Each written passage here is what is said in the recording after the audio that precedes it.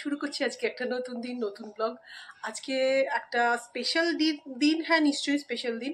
আজকে রামনবমী। তো আজকে দিনটা আমি কিভাবে কাটাচ্ছি, কিভাবে কাটানোর থেকেও আজকে আমার মায়ের একটা পুজো আছে, তো সেই পুজোটা আপনাদের একটু দেখানোর ইচ্ছে আছে। সেটার জন্যেই আজকে আমি আমার ব্লগটা এখন থেকে শুরু করলাম। এখন বাজে 10টা।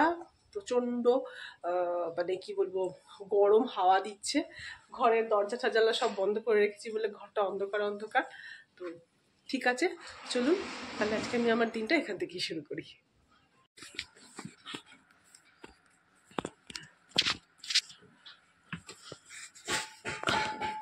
8 ধরনের ফুল আছে, 8টা বেলপাতা আছে, 8টা ধান খুঁটে চাল আছে, তাই তো? হ্যাঁ, আর তুলসী পাতা আছে, তুলসীও 8টা আছে। আচ্ছা,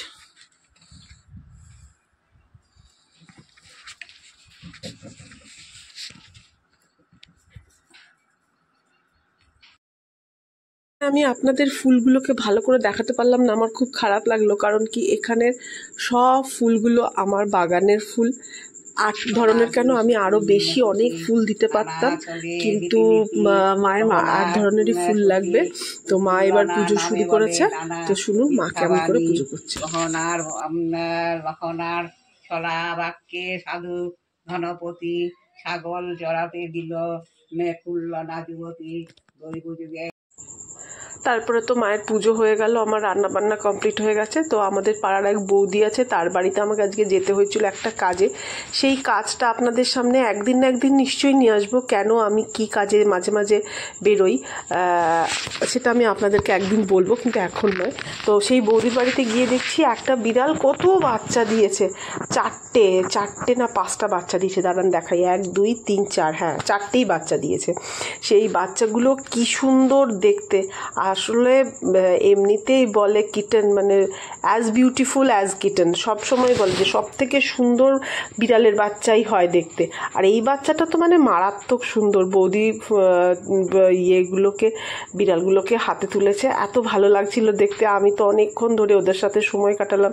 মিয়াও মিয়াও করছে, একটু গলার আওয়াজ বেরোচ্ছে না, কিন্তু মিয়াও মিয়াও করছে। সত্যি ছোটোবেলাটা সবারই খুব সুন্দর হয়, কিন্তু বড় হতে হতে তখন এত সমস্যা হ্যান ত্যান চলে আসে, সুন্দরতাটাও আস্তে আস্তে চলে যায়। যতই মানুষ ইনোসেন্ট থাকার চেষ্টা করুক, সহজ সরল, আমি মনে হয় আমি নিজেকে বলছি না, সহজ সরল থাকলে না, মন সুন্দর থাকলে আপনি এমনিই দেখতে সুন্দর হয়ে যাবেন। তো সেই জন্য আমার মনে হয় যে সরলতাটাকে বজায় রাখাটা খুব দরকারি। কিন্তু কি হয় বলুন তো, সরলতাটা বজায় রাখতে গিয়ে কী হয়ে যায় জানেন তো, মানুষের কাছে আপনি বোকা হয়ে যান। কারণ মানুষ আপনাকে আপনার সরলতাটার সুযোগ নিয়ে আপনাকে বোকা বানাতে থাকে। তারা একটুও বুঝতে পারে না যে আমি সব বুঝতে পারছি যে তোমরা আমাকে বোকা বানাচ্ছ, কিন্তু আমি চাই না যে কোনো রকমের কোনো ঝামেলা, সেই কারণের জন্য। কিন্তু কি আর করব, জীবনটা এরকমভাবেই চলতে থাকে। তার কিছুক্ষণ পর বাড়ি এলাম, প্রচণ্ড রোদ, ঘরের মধ্যে ফুল দেখালাম। বিকেলবেলা আমাদের রামনবমীর প্রসেশন বেরিয়েছিল, খুব সুন্দর প্রসেশন ছিল, কিন্তু আমি আপনাদেরকে বেশি করে দেখাতে পারলাম না। এই ধারে কাছে একটু ছোটোখাটো সেটা একটু দেখালাম। এবারে চলুন বিকেলবেলায় আমি একটু ছেলের জন্য মাছের চপ বানিয়েছিলাম। আমার ছেলে তো মাছ খেতে চায় না, আপনারা সবাই জানেন। সেই কারণে তো মাছটার জন্য প্রথমে 2টো বড় বড় পিস ছিল ওই মাছ, আদা রসুন পেঁয়াজ কাঁচা লঙ্কা সর্ষের তেল, ভালো করে মাথায় রাখুন, আর জল দিয়ে এটাকে প্রথমে সেদ্ধ করতে হবে। এমনভাবে সেদ্ধ করতে হবে যেন পুরো জলটা শুকিয়ে যায়। পেঁয়াজ রসুন আদা কাঁচা লঙ্কা সর্ষের তেল, হ্যাঁ, দিয়ে ভালো করে ওটাকে সেদ্ধ করে নিতে হবে। সেদ্ধ করার পরে তারপরে একটা জায়গায় আলাদা করে পেঁয়াজ কুচি লঙ্কা কুচি আদা কুচি রাখতে হবে। আর একটা নিয়েছি আমি পাউরুটি, সেটা কেন দেখাচ্ছি। আর নিয়েছি আলু সেদ্ধ, একদম অল্প আলু সেদ্ধ, ঠিক আছে, এটাই হচ্ছে। আর এবার এইটা হচ্ছে আসল ব্যাপার, মাছ থেকে ভালো করে কাঁটাটাকে ছাড়িয়ে নিতে হবে। ছাড়িয়ে নিয়ে সব এক একটা উপকরণ আমি আপনাদেরকে দেখাচ্ছি কিভাবে করব। পাউরুটিটা কেন দিই জানেন তো, যাতে মন্ড হতে সুবিধা হয়। পাউরুটিটাকে একটু জলের মধ্যে ভিজালাম, ভিজিয়ে এই পাউরুটিটা ওই ইয়ের মধ্যে দিয়ে দিলাম, কি বলে ওই মাছের ইয়েটার মধ্যে। তারপরে দিয়ে দিলাম আলু, সব কিছু ওর মধ্যে দিয়ে দিলাম, একটু নুন দিলাম, আর দিয়ে এটাকে খুব ভালো করে মাখতে হবে। আর এত কাঁটা থাকে না, কাঁটাগুলোকে কিন্তু খুব সাবধানে সাবধানে ছড়াতে হবে, কারণ বাচ্চা তো ওটা চপ খেতে গেলে একটু মুখে পড়তে পারে, তাই একটু সাবধানে করতে হবে এটাই। আর মাছটাকে ভালো করে আমি করা হয়ে গেছে। এরপরে না মাছের তো একটা হালকা গন্ধ থাকে, তাই জন্য আমি কী করব, একটু জিরেটাকে ভেজে নিলাম, ভেজে নিয়ে একটু গুঁড়ো করে দিলাম, গুঁড়ো করে ওর মধ্যে দিয়ে তারপরে ওটাকে মেখে দিলাম, মানে দিয়ে দিলাম ছড়িয়ে। তাহলে কি হয়, মাছের একদম গন্ধটা থাকে না। আর একটা গোলা বানাবো, সেটা হচ্ছে, এটা আপনি ময়দাও নিতে পারেন, কর্নফ্লাওয়ারও নিতে পারেন, আটাও নিতে পারেন। তো আমি আটা নিইনি, আমি একটু ময়দা নিয়েছি, আর একটু ডিম নিয়েছি, অল্প একটু কর্নফ্লাওয়ার নিয়েছি, আর একটু নুন দিয়েছি। দিয়ে এটাকে ভালো করে ওই গোলাটাকে মাখতে হবে। গোলাটার মধ্যে যদি একটু জল লাগে তো সেটাও করবেন। এই দেখুন, দেখেছেন মাছের মণ্ডটা কেমন শক্ত হয়েছে? তার একটাই কারণ, কিন্তু একটা পাউরুটির পিস। পাউরুটিটা অবশ্যই দেবেন, তাহলে ক্রাঞ্চিও হয় খেতে, আর ভালো লাগে, খুব টেস্টি লাগে। সেই জন্য একটা অবশ্যই পাউরুটি দেবেন। হ্যাঁ, পাউরুটিটা এবার পরিমাণ মতো, আমি তো দেখলেন কতটা মাছ দিয়ে, একটা লেজা ছিল আর একটা বড় মাছের টুকরো ছিল, সেইটা দিয়ে। তারপরে ওইটাকে ভালো করে করে এটা মণ্ডগুলোকে যেরকম আপনি সাইজ করতে পারেন, আমি লম্বা সাইজ করব ভেবেছিলাম, তারপরে লম্বা না করে চ্যাপটা চ্যাপটা করলাম। এরকম খুব সাধারণ ব্যাপার একটা করলাম, মণ্ডটা করে নিয়ে তারপরে ওই যে গোলাটা করেছি ওটার মধ্যে দিয়ে ভাজা। সিম্পল, খুবই সিম্পল ব্যাপার, কিন্তু ব্যাপারটা কি বলুন তো, মানে বাচ্চারা না, আমার বাচ্চা জানি না, আজকাল বেশিরভাগ বাচ্চাই মাছ খেতে চায় না, আমার বাচ্চা তো একদমই মাছ খেতে চায় না। এইটা দিয়ে কোপ্তা, বা এটা কোপ্তা মতো করে আপনারা মাছের মানে ঝোলও করেও করতে পারেন।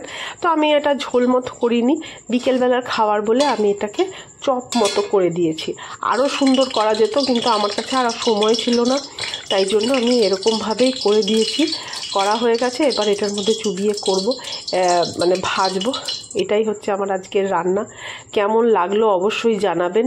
চেষ্টা তো করলাম ভালো করে করবার। দিনটা আমার আজকে মোটামুটি গেল। মায়ের ওই পুজোটা মা প্রত্যেক বছর একবার করে করে, সেটাই ছিল আসল মেনটা। দেখানোর ইচ্ছে ছিল পুজোটা, কিন্তু পুজোটাকে ভালো করে দেখাতে পারলাম না। তখন আমার এদিকে রান্না বান্না, ওদিকে কাজের লোক এসছে, আমি কোন দিক সামলাবো বলে মায়ের পুজোটা ভালো করে দেখাতে পারলাম না। 8টা ফুল কি সুন্দর করে আমি আলাদা আলাদা করে রেখেছিলাম, খুব সুন্দর করে আমি সাজিয়েছিলাম, কিন্তু মা পরে একসাথে সব করে দিল।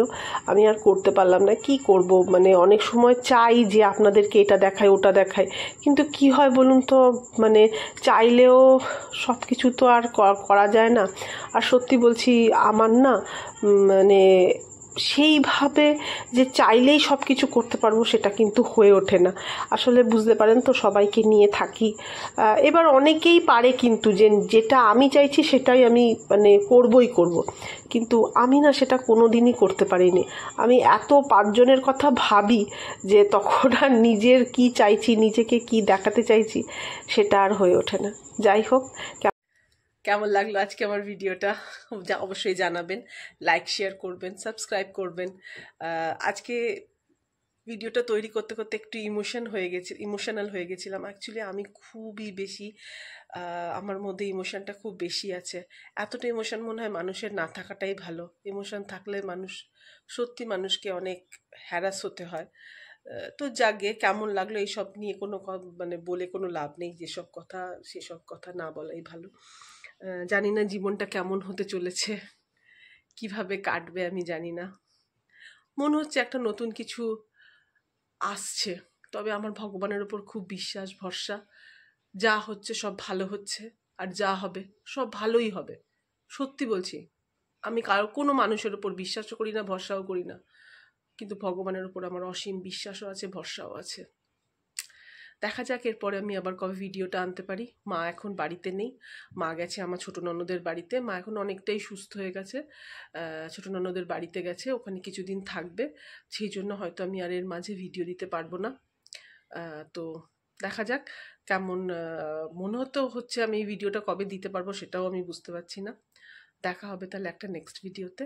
লাইক শেয়ার কমেন্ট করবেন, আর অবশ্যই প্লিজ সাবস্ক্রাইব করবেন।